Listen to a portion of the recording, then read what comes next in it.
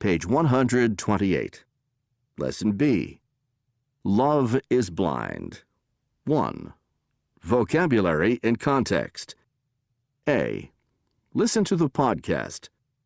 What happened to Dr. Epstein? Why is it ironic? Who are you talking to? Robert Epstein could rightly describe himself as an expert in human relationships. One might even say a leading expert, if being a former editor of Psychology Today is anything to go by.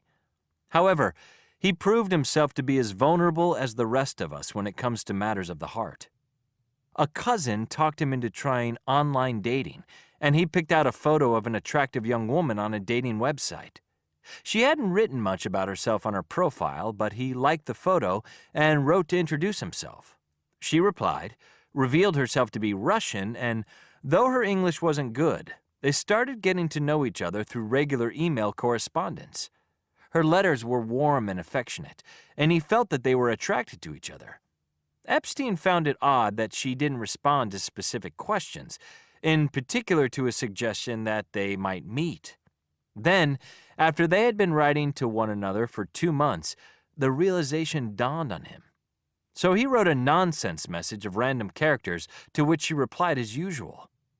The reason for her evasive replies suddenly presented itself. It turned out that he had been conversing with a so-called chatterbot, software that interacts with humans on the internet.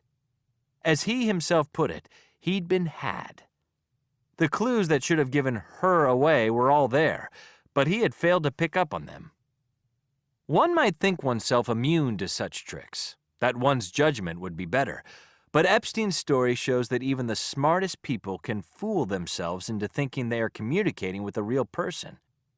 Any one of us might go about finding our life partner in this way, and Epstein estimates there are thousands of chatterbots on the web. So in case you think you could never be taken in by a chatterbot yourself, think again.